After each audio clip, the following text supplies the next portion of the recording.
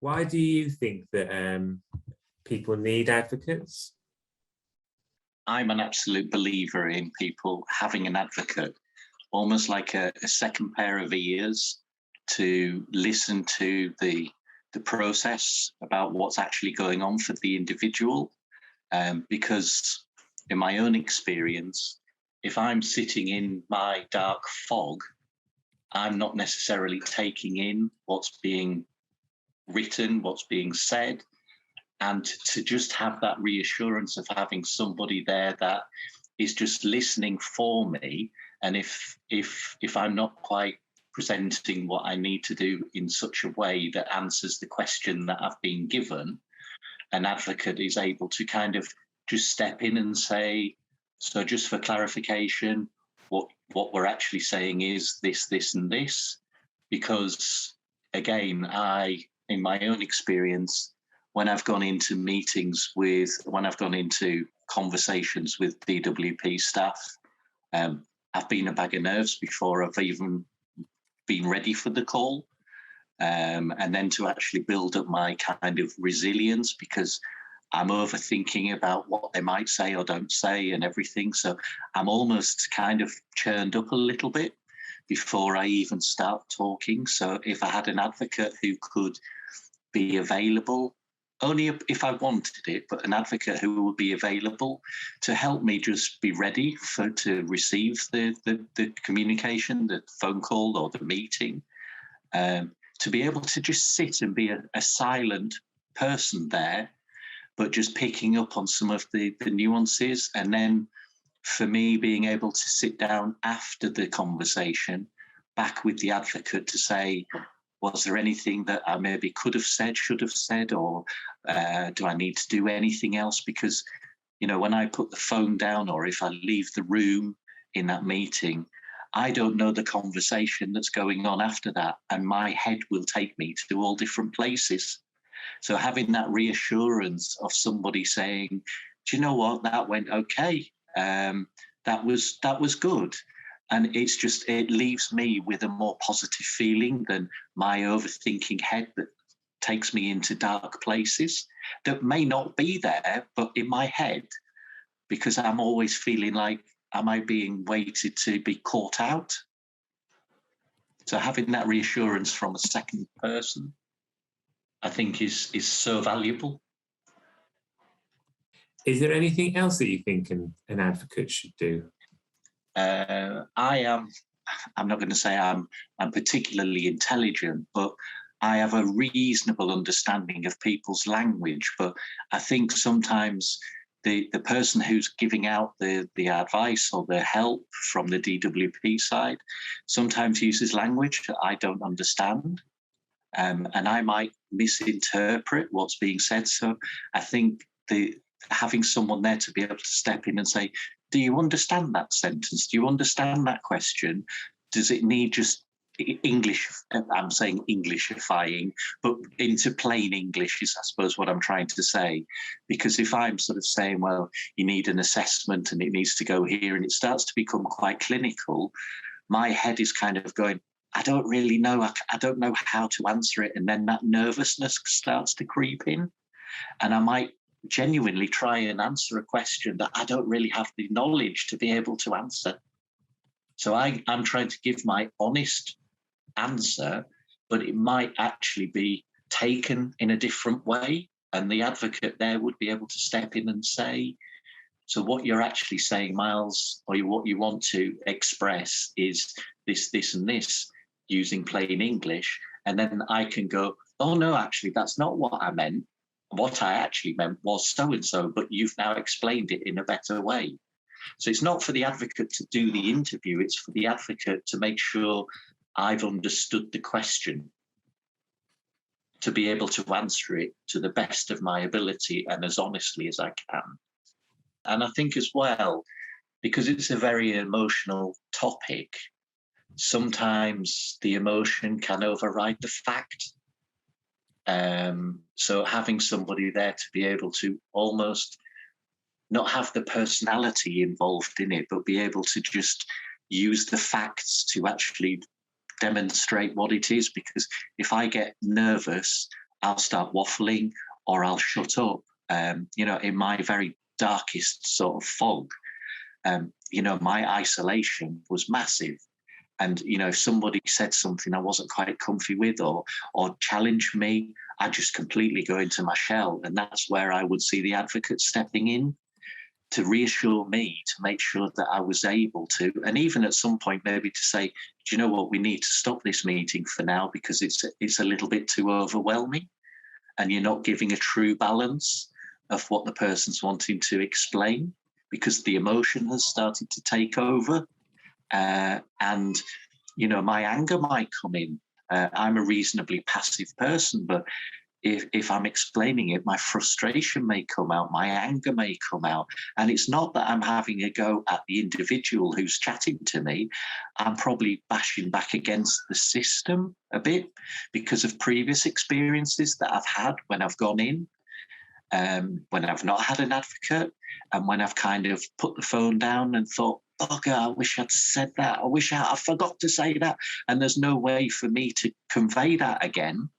But maybe if I had that chat with the advocate at the end, maybe an email or let's just clarify, can we just clarify? There's a couple of points that Miles missed off here that he'd just like to add. And the advocate could be that intermediary, possibly. Who do you think should be entitled to an advocate? The invitation to have an advocate available for any interaction, however small, should be available. Whether the person chooses to take it up is then down to them individually. But I think it should be a standard that would you like somebody, we're having a conversation on Wednesday at 3:00, we have a facility, would you like an advocate to be there or do you want to bring someone along with you? Very simply, who should be entitled? Anybody who wants that support should have the opportunity to be able to have that. And it may not be taken up every time, but the fact it's available might make me feel less agitated, more calm, knowing that I have someone with my back, if that makes sense. How would DWP let people know that advocates are available? Well, I think there's a few ways it can be communicated. People have a DWP review at times because there may be a change of circumstances. So I think as a standard, there should be one sentence on the end of an email or a letter or whatever it may be, just to say, if you would like somebody to attend with you, that's possible, or we can arrange for an advocate who is able to be present in there as well. And the important thing I'm probably going to explain here, Chris, for me, I think, what should the advocate be there for? It should be to listen. It shouldn't be to answer for the person. It should be there simply to listen. But if the person has a question that they want to ask, they could ask the advocate, and the advocate would be invited to step into the conversation, but only that way. So in my own experience, I actually do support some people, friends, who are nervous about speaking with the DWP, and I can only share my own experiences. So an advocate for me will be somebody who understands the language, has some experience, either personally or supporting others, that they can start to understand the system. Because I know there are so many different myths around what happens when you've had your meeting. Again, I go back to the overthinking. If it's clear and it's understood what the advocate is there for, then I have a better understanding. So I think the initial invitation could be in the letter, email. I think the offer, if I didn't have a friend or somebody myself, that the offer would be, we have a bank of, or we have a group of advocates who are kind of accredited. They work with other people, and they must be independent advocates. I would stress that. They can't be, they could be self-employed into the DWP, but I think it's important that their independence and their their ability to be able to step outside and look at a situation is much more, because they will learn. For me, in my experience, I understand bits that the DWP, only through my own experience, I'm able to share some of that with other people, so that it takes away, it reduces the fear factors.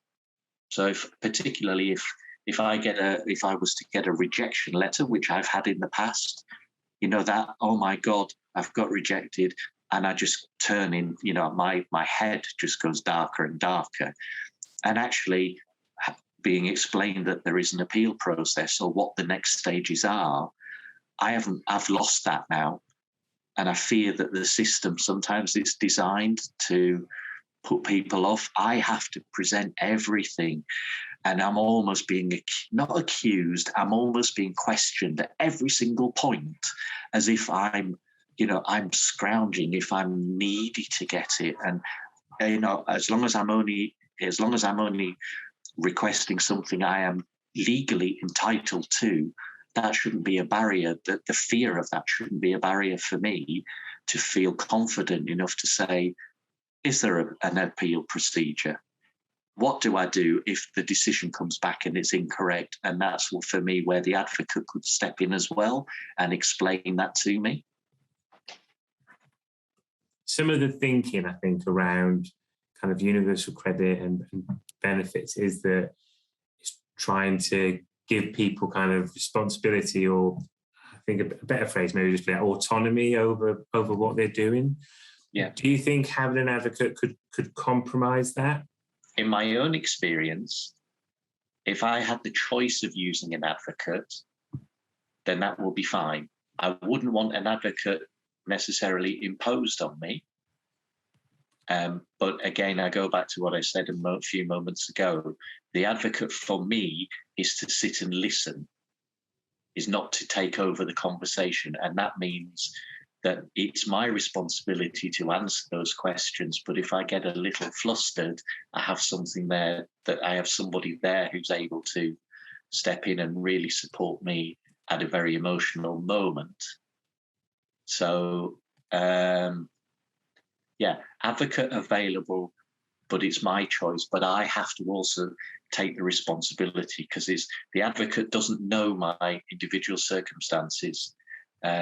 It's only what I share to the advocate. And if I tell the advocate a little bit of a porky pie, then, I have to, the advocate can only really use the information that I supply. So my honesty has to be absolutely true.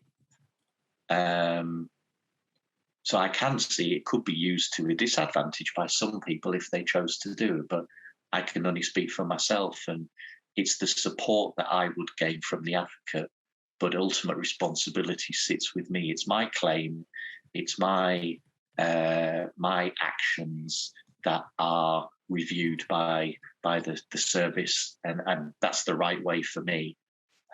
But the advocate would be that support if I asked for it.